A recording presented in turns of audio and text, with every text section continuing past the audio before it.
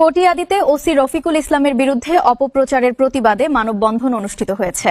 ওয়াহিদের পাঠানো তথ্যচিত্রে থাকছে বিস্তারিত। কটিয়াদীতে লোহাজুড়ি ইউনিয়নের শরীফুল হত্যা মামলার আসামিকে গ্রেপ্তারের পর কটিয়াদী মডেল থানার officer in charge OC Mohammad Rafiqul ইসলামের বিরুদ্ধে কুচক্রী মহলের মিথ্যা অপপ্রচার ও সংবাদ প্রকাশের প্রতিবাদে মানববন্ধন অনুষ্ঠিত হয়েছে। উপজেলার সর্বস্তরের সাধারণ মানুষের অংশগ্রহণে আয়োজিত এই মানববন্ধনে উপস্থিত ছিলেন কটিয়াদী উপজেলা বিএনপির সহসভাপতি মিজানুর রহমান স্বপন ও শেখ জসিমউদ্দিন মেনু, যুগ্ম সাধারণ সম্পাদক মাহফুজুর রহমান মিঠু, সাংগঠনিক সম্পাদক শফিকুল ইসলাম ফুলু ও মোহাম্মদ খলিলুর রহমান।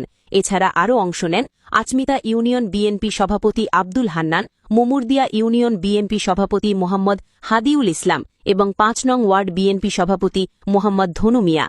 ওসি মোহাম্মদ রফিকুল ইসলাম যোগদানের পর থেকে এলাকার আইনশৃঙ্খলা পরিস্থিতি স্বাভাবিক রাখতে এবং মাদক সন্ত্রাস ও অপরাধমূলক কর্মকাণ্ড কমাতে নিরলস কাজ করে যাচ্ছেন।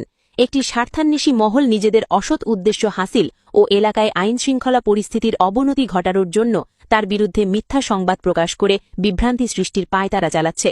বক্তারা এই মিথ্যা অপপ্রচারের তীব্র নিন্দা জানান এবং অবিলম্বে তা বন্ধ করে জড়িতদের বিরুদ্ধে আইনানুগ ব্যবস্থা গ্রহণের জোর দাবি জানান।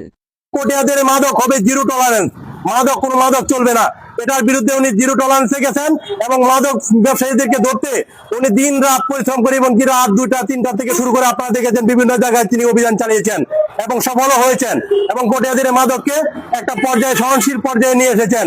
আরেকটা বিষয় হচ্ছে, আগে জানতেন দেখতেন যে একটা মার্ডার মামলা হলে পরে অনেক রাজনীতিবিদরা, সুবিধাভোগীরা, বিভিন্ন জনের যারা এটাতে জড়িত না তাদেরকে নাম জড়াইয়া বিভিন্ন ভাবে টাকা পয়সা কামাই করার জন্য ওসিকে নিয়ে কিন্তু এই ধরনের কাজ কারবার চালাইতো, যা তিনি রফিকুল ইসলাম কটিয়াদী থানাতে এরকম কোনো নজির নেই তিনি করেছেন, যার জন্য একটা মহল তার বিরুদ্ধে উঠে পড়ে লেগেছে। উনি কিন্তু কারো কথায় কোনো সিদ্ধান্ত নেন নাই, কারণ ওনার বক্তব্য হচ্ছে যারা দোষী, প্রকৃত দোষী তারাই শাস্তি পাবে, যারা দোষী না তাদেরকে যেন মামলার আওতা থেকে বিরত রাখা হয়, তাদেরকে যেন মামলায় জড়ানো হয়, এটাই তার অপরাধ। এবং আমরা এই জন্য কটিয়াদীর উপজেলা বিএনপির পক্ষ থেকে আমি অত্যন্ত তীব্র নিন্দা এবং প্রতিবাদ জানাচ্ছি। এই ধরনের মানববন্ধন যারা করে তারা উদ্দেশ্য প্রণোদিত একজন অফিসারকে বিপদে ফেলার জন্য এবং স্বাধীনভাবে কাজ করা থেকে ব্যত্যয় ঘটানোর জন্যই আজকে তারা মানববন্ধন গত দিনে করেছে। আমি তার তীব্র নিন্দা এবং প্রতিবাদ জানাই।